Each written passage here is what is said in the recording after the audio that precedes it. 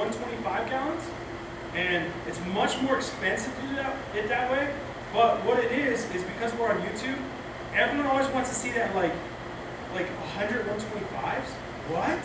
Like then people want to see it. So then it gets you. It's like marketing and all that stuff. So we're kind of going for that wow factor. So we're doing 100 of those, and then the upstairs we're doing a gallery. Last weekend I was in Vegas, and we went and saw the people from Tanks. If you guys know them. And we're potentially going to have the world's largest shrimp-only tank built by them so that they get a little bit of credit. And we're going to aim for 1,600 gallons of shrimp. And so we'll probably house like 10,000, 20,000 shrimp in there. So it'll be a doozy. But when that happens, like it's going to be awesome. So the other thing that I found, just a side note, with large tanks, we did a 480 gallon. We did it with blue bolts. And no one really cares about education on YouTube. Like they want to be entertained. And so like when you do like, oh, like this is how you breed shrimp, like you don't really get many views. And so what you have to do is get like a crazy, beautiful 480 gallon tank and be like, hey, this is how you breed shrimp. And then they're like, well, I want to watch that video because it's a crazy looking tank. So with our gallery, we're going very extravagant to get big tanks, but our goal is to use that for education. So when you have a huge tank, it's a lot easier to educate someone because they're more interested because they're looking at this monster tank. So that's kind of where we're transitioning. But there are two things that like built my business from the beginning. Royal Blues, there's a whole long story to that. But Royal Blues were one of those things that I remember I thought they were all dead. I had a 20-gallon tank, it evaporated halfway. Didn't think there was anything down there. I go to break the tank down to move it to the warehouse, and I count the shrimp, there's like 200 Royal Blues in there. So I take them back to the warehouse, and I remember my mom. She comes in, she's a very religious person, and that's great, so am I. And she comes in, she said, we're going to pray for these shrimp. I'm like, okay, so we got our hands on the tank, and we're praying for these shrimp. And little did we know, they completely exploded. I would say over the course of 2 years, we probably sold about 2,000 of them.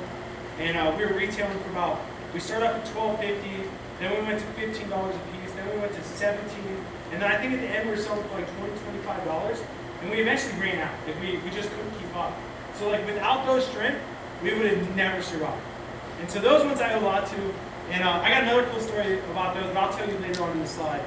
And then Crystal Reds. Crystal Reds are just always a great seller. Everyone always wants to get into Crystal Reds. They're like that in the middle shrimp. They're not super hard, but they're not super easy.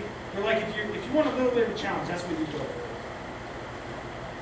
So there's two. All right. So another quick note. Sorry, got a lot of stories here, but I'm not like a super educated guy when it comes to like Latin names, pronouncing things right. Like I'm literally just a hobbyist that does what I love, and I learn everything through trial and error.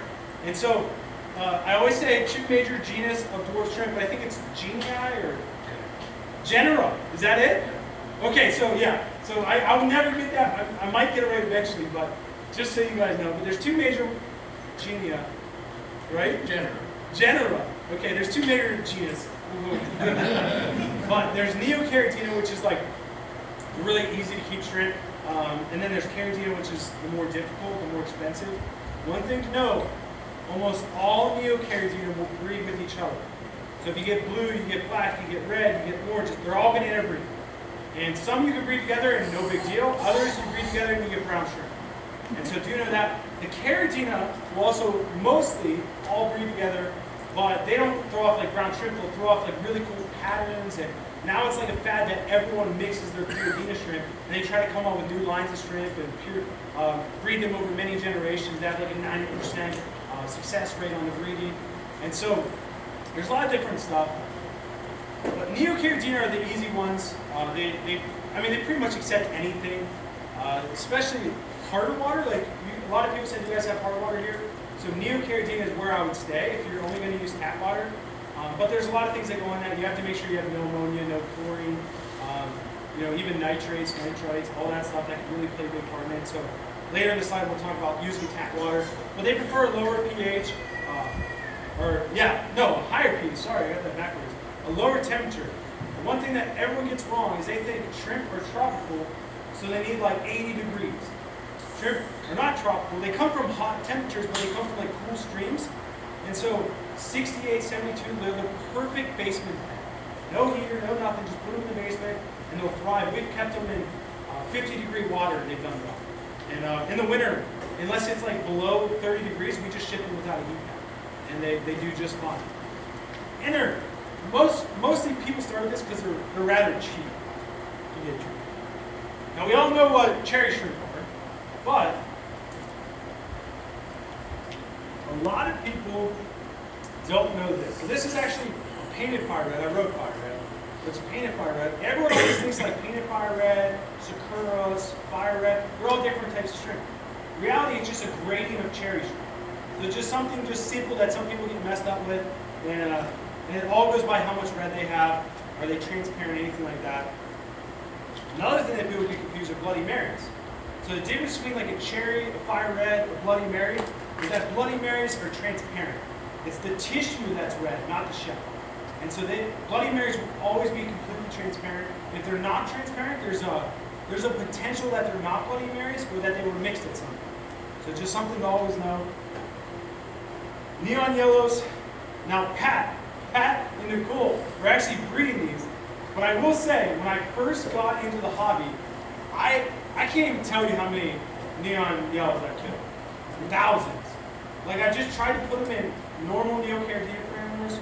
They never do good. They need a low pH, and it took me a long time to figure that out. So these are not a beginner shrimp, so the fact that you guys are breeding them is awesome. But you guys have the aqua soil in there, which brings down the pH, and so that's probably why they're doing so good. So neon yellows, I wouldn't say are necessarily a beginner shrimp, but if someone breeds them locally and they keep them in hard water, then that's something different. But for the most part, these are pretty tough. I've killed my fair share. Orange pumpkin, just another pretty basic shrimp. Blue velvet. Another thing that gets really confusing in neocaridina is blue. A lot of people just think blue goes together, but truthfully, there's like 3 different species of blue, and if you mix them, they're not always going to produce good shrimp. So blue velvet is one species. It actually originates from, I believe, red shrimp. So that's how they got the red lily and then the red blue lily. So if you breed blue velvets, eventually you will go back to red lilies or blue lilies, and it just works backwards. Blue dreams is where it gets confusing. Everyone calls blue dreams. It's just a blue and black shrimp. It's got a little bit of black markings, a little bit of blue. The truth is, blue dreams are blue velvet mixed with like carbon shrimp. And so they mix blue and black together, and that's how they get it. And there's another one called a fantasy blue, which is what we sell, and it originated from the chocolate line. So it's a much more stable shrimp. And so most people get 2 different types of blue, think they're the same, they're both blue dreams, mix them together and they get brown. And so it's very, like I always say, if you have a colony that's doing good, don't put anything else in it. Just let it live out its life. You can take things out, but never add stuff in just because you don't want to mix it. And this is what a carbon really is. If you guys don't know what it really is, or Riley, some people call it, it means that it has a solid head color. So usually on this one it would be black, and then a solid tail color. So this one just has the solid tail, doesn't have the solid head. So this would be like a lower grade carbon, or a lower grade lily. So now this one is a red lily. It's got the nice head color, but not a very good tail color. So these are ones that like you can really grade out and charge a little bit more money for higher patterns and all that kind of stuff. But there's tons of different ones. And then caridina is the more difficult stuff. It needs a buffering substrate for the most part, which means it needs a low pH. I would always recommend using RODI water or distilled water, something like that. It just makes it a whole heck of a lot easier. Usually these are much more expensive. Now they've been coming down in price pretty significantly. And they're much, I mean, some of them still sell for upwards of like $200-300. Like if I wanted to, I could order something from Taiwan that would cost me like $700. But nobody here would pay that for them, so there's no point ever doing that. Tiger is a subspecies in the genus, and what it is tiger shrimp will not interbreed with neocaridina as we talked about, but they also can survive at higher pHs. So people that want to keep 2 different types of shrimp together, they can always pair tigers and neocaridina together. And so they're just a really pretty, this is just a natural shrimp that you can go to China and find them in the rivers. And then there's different types of tigers. So there's a black tiger with orange eyes. And then there's one that's called an orange-eyed blue tiger, which is actually a beautiful, beautiful shrimp. From what I know, in the wild, they don't have the blue. What they did is somebody noticed that they had a little bit of blue coming out, and they bred it over generation over generation over generation, and then they get some really nice blue ones. Now, when you mix a black tiger and an orange-eyed blue tiger, you get a royal blue. Now I said I got a really cool story about a royal blue. So as you guys know, I sold a ton of royal blues. Some other YouTubers I sent some to, they made unboxing videos. And then there was this girl that messaged me on my Facebook page. I remember it like it was yesterday. I was at church, I was sitting there, we were getting ready for youth group to start, and I get this message on my phone, and I look at it, and you know on Facebook, like people make fake profiles. And so I see this beautiful woman, absolutely drop dead gorgeous, like young, and I'm like, you know, you go to these meetings and we're all men here, for the most part. And so, it's just an older demographic. So to see a young, beautiful woman in the shrimp hobby sending me a message asking me about shrimp, these royal blues, I'm just like, okay. And so, look at her profile, she's in a relationship, so I'm just like, you know, she's probably fake, not a real person. Well, a couple days go by, and she messaged me on my personal page. I'm like, wow, like, this lady's kind of a stalker here. And then you start thinking, like, you know, this is definitely fake. And so, so she continued to message me over like the course of a couple of weeks. Because she had a boyfriend, I just completely ignored her. Next thing you know, she broke up with him. We started talking back and forth. About 6 months later, there was a pet store in her area that I met at a trade show I went to. And they're like, hey, do you want to come out, like, do a little consultation? Let us know, like, what we're doing wrong, how we could keep shrimp, if we could order from you. I'm like, for sure. So I went out there, I got a hotel room, and I was like, hey, I'm coming out this weekend. If you want to hang out, that'd be great. But if not, I completely understand. So we ended up meeting up, and a year later, we got married. And so, yeah, so we've been married for just about 3 years now, and it's all because of the shrimp. So I tell everyone, like, if my business went under today, at least I got a beautiful white diamond. So it's just kind of a cool story. So we always joke that these are our favorite shrimp, and she's, you know, a huge sweetheart. Usually she comes to these things, but like we said earlier, we've been traveling so much lately, so she couldn't do another weekend. So those are royal blues. The next different subspecies within the Caridina genus is crystals. So the cool thing about crystals is there's so many different ways to grade them. So when you look at this shrimp, there's not very much red, there's more white. The more white there is, the more it's worth. And also, you start seeing the legs, they're white. If you start getting good leg colors and the shells like really like, not transparent, the opposite of transparent, whatever that word would be. Yeah, whatever everyone's saying, that's the word. But yeah, so this is like a really nice shrimp. So something like this might sell for like 15, 20 bucks, something like that. And then you go to this one, that's got a lot more red, the shell's pretty transparent, and so something like this might only be 6 bucks or something. So crystals are really fun because you never know what you're going to get. And same thing with crystal blacks, like these are really nice ones. These are actually really high grade even though they have more black, just because their color's so good. And then you look at something like this, I know you guys can't see it well, but it actually has like checkered legs, so it goes black, white, and like even things like that make the price go up a ton. So it's just crazy. Like you could start a crystal tank, have 100 babies, and you might have 10 of them that are worth 30 bucks. So like, that's kind of the fun thing, like for people that keep shrimp. It's something that just keeps you excited. It's like Christmas morning every time you have babies. So the next thing would be Taiwan bees. So this is actually what we have in our 480 gallon. We started with 1,000 blue bolts, and now I'd say we're up to about maybe 3,000, 4,000, something like that. They had just a ton of babies. And so I always tell people that because in our tank we have like 3,000 to 4,000 babies. Maybe we'll just say 3, and we sell them for, the USA Red will sell for $15 a piece. So if you start doing the math, all of a sudden you're like, hey, you got like $45,000 worth of shrimp in that tank. And again, for YouTube, it's all the wow factor. Like, that's all anyone cares about. They just want to be like, what? And then they're interested. And so it's really cool. It's just something fun. I don't know if we'll ever sell them out of there. I love the tank. And it's a really good education tool. The cool thing about Taiwan bees is you can actually mix them all together and they'll still produce true babies. So if you breed like a black King Kong and a blue bull, you'll get what's called a shadow panda. That the blue or the white of the panda actually changes over to blue, so the blue gene is dominant. It starts taking over. But cool story about black King Kongs.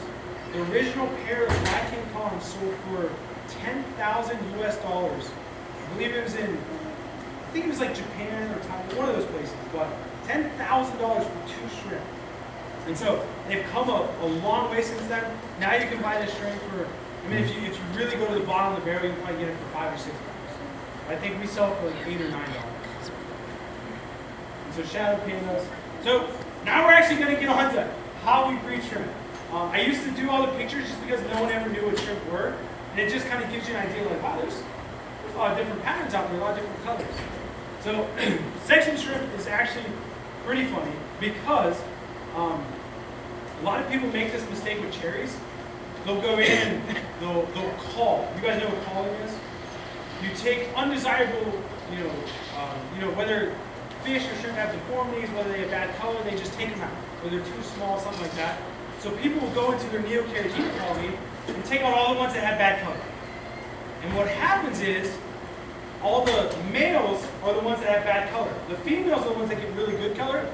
So 3-4 months later, there's no breeding. Rob, what am I doing wrong? It's like, man, you got 20 females in there and no males. And they're like, what? How does that happen? It's because they're calling all the males out. So females have what is called a skirt. So their tail on the underside of it is like a rounded belly. And so we call it a skirt. They're usually much larger and they have better color. Males, no skirt, they're really small. They usually have pretty bad color. It's pretty rare to get a high-grade male. So this is the male. See the back of the tail, the bottom of it is like completely straight. It makes it like a triangle. Now a female will have like a nice rounded belly. And then if most people, it's still pretty hard to tell because shrimp are pretty small. So another way you can tell is what we call a saddle. It's like a horse saddle. It's the eggs moving down their back and going to their tail. And sometimes the shrimp have really good color, you're not able to see it. You can always put them in a cup, shine a light, and then you can see it through the light. But again, a lot of people don't want to do that. So the last way to tell is what's called a buried shrimp. They actually have the babies, they hold them on their swim around, and they carry them for about 30 days. And then in 30 days later, they hatch into just normal shrimp. Little baby shrimp, they fend for themselves, they can find their own food, but you have to make sure you're feeding the proper amount. We'll get into all that later. But those are the ways that you can tell whether you have a female or a male. Now, the right setup, and this is for, again, neocaridina, won't really work for caridina. So if you guys do have caridina or you want to get into crystal or town bees, feel free to pull me aside or raise your hand and ask some questions. It's up to you guys. So, the right setup. Water is like the basics to keeping shrimp. If you start with water and make sure you have the perfect water, you're going to have success every time. Maybe not every time, but at least for us, we tell people, if you do it the way we say, we'll guarantee the shrimp 100%. If you lose them 3 weeks later, we'll send you brand new shrimp because we know you're doing everything right. So, RODI water, distilled water, that number one. That is what I recommend to everyone. It's not as hard as everyone makes it out to be. Now, I told you when I first started in the hobby, I killed some shrimp. Well, what I would do is I heard that, RO water is better. It's always better, right? And then you got to add some remineralizer back in the tank. Well, me being the novice that I was like, okay, I'll dump the RO water in the tank, and then I'll dump the remineralizer in, and then check it. Oh, yeah, a little bit more, dump a little bit more in. Well, you have these huge fluctuations in parameters, and all the shrimps were like, this isn't working, and they would just die. And so, definitely mix RO water outside of the tank. I'm sure most of you know that, but me being just the guy I am, I did not know. But RO water, we remineralize it. We actually use a product called salty shrimp. Most of the stuff that we talk about, you can find it on our website. I'm sure you can find it on Chewy or any of those places too. But remineralizer, salty shrimp, it's just the best. We have it so figured out that all do you guys know what TDS is? Okay, so TDS pens, you can get them on Amazon for $20. RO water, distilled water, have 0 TDS. When you mix salty shrimp back into it, all you do is you add a little bit in, and you want, for neocaridina, you want your TDS to be 200. Anywhere from 180 to 220, you're perfect, every single time. You don't have to measure anything, you don't have to measure GHKs, nothing like that. You just start with 0 TDS, remineralize it to 200, you are going to have success if you follow the rest of these principles. So I recommend it to everyone. Here's the thing with tap water and well water. We never know what's in it. It's constantly changing. Even well water, we can say oh, it's well, it always comes from the same place, but you don't know. There could be farms really close to you that are spraying chemicals everywhere, and Some of it get in your water. It might not affect you, but it might affect your fish. And same thing with tap water. They overdose with chloramines, which is ammonia and chlorine combined together. And to kill bacteria bloom, it's not bad for us, but it's really bad for the shrimp. It's really hard to get out. And so it's risk reward. We have, I don't even know, maybe 10,000 gallons worth of shrimp, and we use 100% RO. And that's expensive. It's definitely not cheap, but when you have that much on the line, like, you want no risk. You want to eliminate risk everywhere you can. So if anyone wants to do it right and guarantee themselves success, RO or distilled water. It's less than $1 a gallon at the store. You can buy a little case of green mineralizer that for one tank will last you a year for $15. So it's very inexpensive, and with the TDS pen, it makes it so simple. So I always say that just because, again, tap water, you really just don't need. But if you don't want to listen to me and you want to use tap water, what I would test for is general hardness, which is GH and KH, and also TDS. So a GH of 10 to 15 is usually pretty good, and a KH of half that is good. But a lot of places, their city water is like KH of 20 and GH of 10, and shrimp will never live in that. And so people will say, like, oh, my TS is 200, it's right in the limits, but again, we don't know what's in it. And so always test your water if you want to guarantee success. A lot of people just get shrimp, throw them in there. If they don't do good, see you later. It's not a big deal. But if you really want to get into breeding them, this is definitely what I recommend. So water chemistry is number one. Anybody got any questions about that or anything else? I always recommend a 10-gallon tank or more. Just because, I'm sure you guys know this, like, if you have a monster tank, like, the swinging parameters is not. Like, Dan, right? Yeah. See, on the spot, I couldn't think of it. Dan. So Dan has a saltwater tank. He has like 4 other tanks mixed into it, and so it's a total system of 400 gallons. So it's much easier to keep that 400 gallons stable than having like a tiny little cube and not doing water changes for 2 weeks, and then all of a sudden it goes to complete crap. And so the bigger the tank, always better. 10-gallon minimum, just because evaporation. Like, a lot of people don't know this either. When water evaporates, the salt stays in. It's only the pure water leaving. So, like, as water evaporates, your TDS might go from 200 to 250. So, in a little tank, it will jump from like 200 to 300. So you really have to make sure you're talking about the pure distilled water, pure RO water, and that's how you can ensure success. So, if you're experienced, you can go with the little tanks. But even I won't go with the little tanks just because I know my schedule, and I really don't want to risk it. So, bigger tanks always better. And I use this tank as an example. It's one of the perfect shrimp setups ever. It's got an undergraduate filter. It's got a sponge filter in the back. And then they have this piece of glass in here. What it's doing is it's holding up the buffering substrate.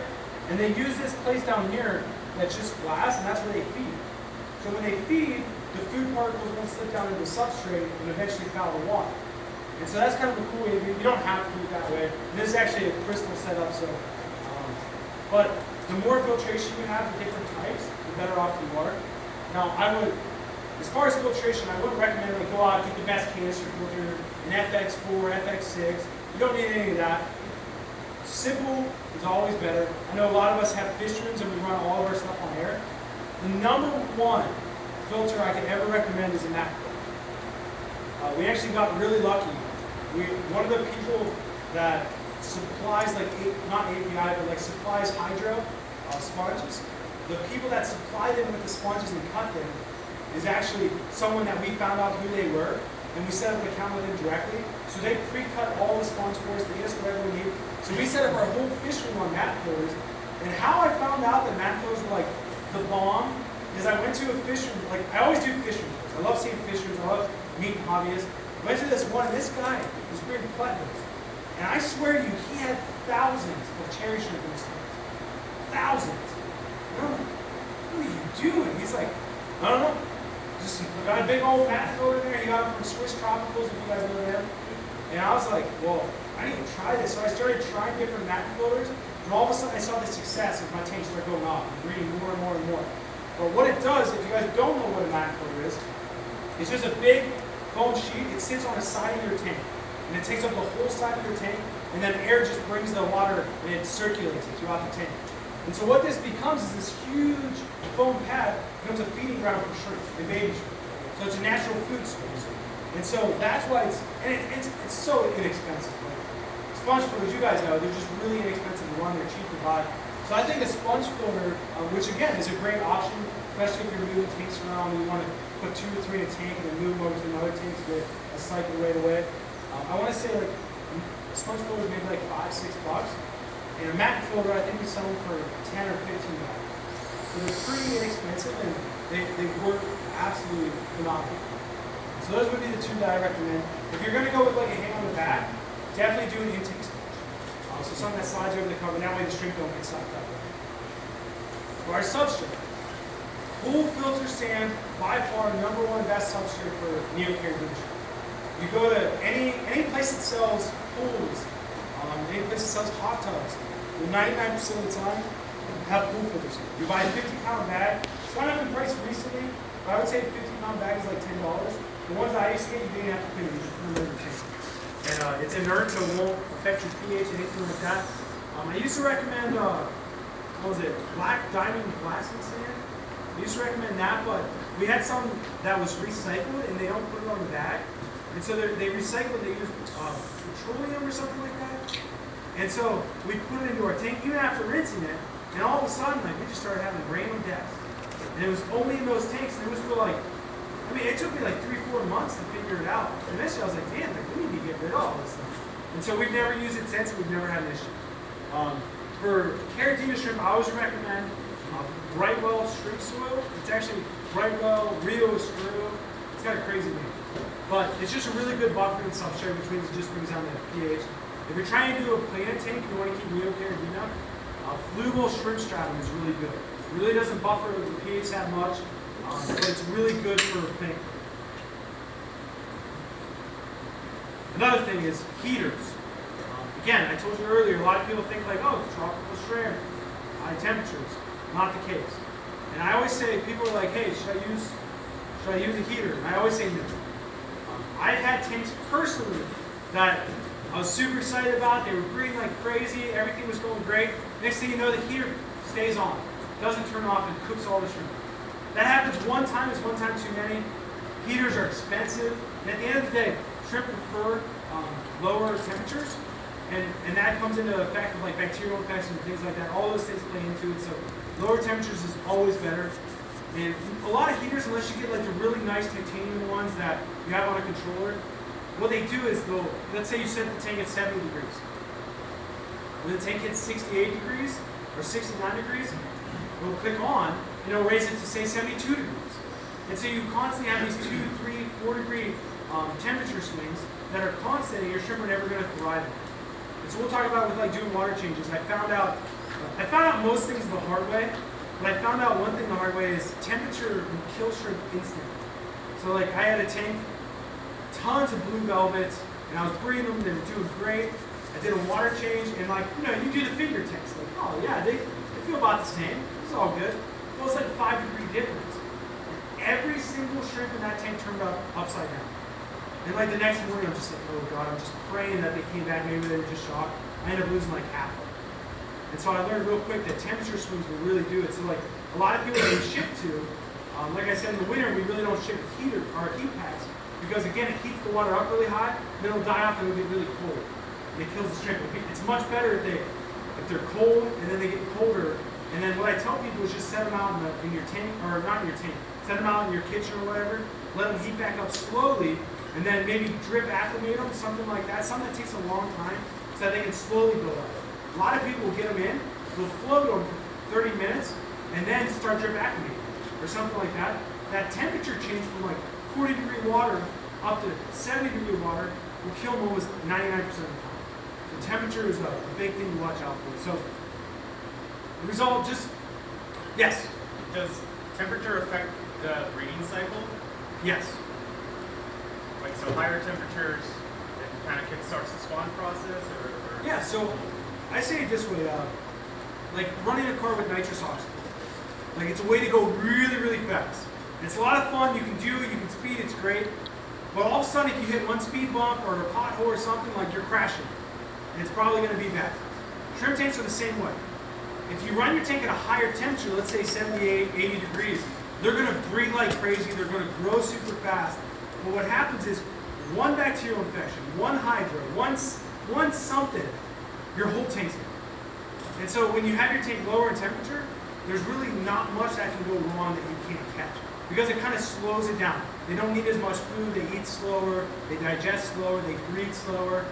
We've had shrimp that lived, we had one that was like 5 years old. And everyone always says like max life is 2 years. And it's just because we keep everything cooling. And so they're not going to breed as much. And that's one of the reasons we really didn't do well as breeders, because we really couldn't breed enough. And it's just low temperature is just the safe way to go. So that's why I always recommend it. But like Lucas Bretz, for example, I know he came out here. He was running his shrimp tanks at like 78 degrees, and they're just pumping out babies left and right. And that's just what he does. And he's got it just down pat. He knows how to do it. So it's possible. But for like the everyday hobbyist, I always say lower temperatures is always better. So is it possible to kind of like cycle throughout the year? The breeding process, like let's say during summertime, you start raising the temperatures to simulate that summer season in their original habitat. Yep. Is that a process that the shrimp are okay with throughout the year? Like if you do it once in the middle of summer, once in winter, you think does that affect the shrimp? Also, like the main shrimp? The best way to do it that we found, what we do is, obviously the temperature naturally changes between winter and spring. And so if you keep your tank at room temperature, there's a good chance that in the winter it's colder than you'd like, and in the summer it's warmer than you'd like. Not very many people keep their temperature like it's 70 degrees all year round. Like there's some people, but not most. And so like the natural changes in temperature, your shrimp will always breed in spring and they'll always breed in fall. And so those are just the two times of the year that you always get babies. And so I would say it just naturally happens. Now, there's ways to trick them. So like there's additives you can put into the water that will like force them to molt. And when you force them to molt, the males can impregnate the females. And so that's one way to get them to breed. But again, you're playing with a really fast car. Like things can really go wrong if you make them molt right away. There's a potential that they won't survive the next molt because they're a little bit more stressed out. They might not do good. So there's definitely ways to increase breeding. But in my experience, it's always better just to keep it nice, slow, and steady. They will always be consistent. So like our blue bull tank, like I said, we got like 2,000-3,000 babies in there. And that just happened just naturally. And so if you start with the right amount of shrimp and you go through the right seasons, it will just naturally breed. Anything else? I think that's it. I'm in. Anything else? Okay. So yeah, so heaters, the result I would just say keep your tank at room temperature. Now, 3 keys to success, 3 things that I found through breeding that really helped me when I was like at my hobby stage. I was trying to breed, I was doing all that stuff. These are 3 things that I found like absolutely essential to really like having a perfect shrimp tank. First thing is job amounts. Now, if you guys go to Ohio and Pittsburgh and all those places,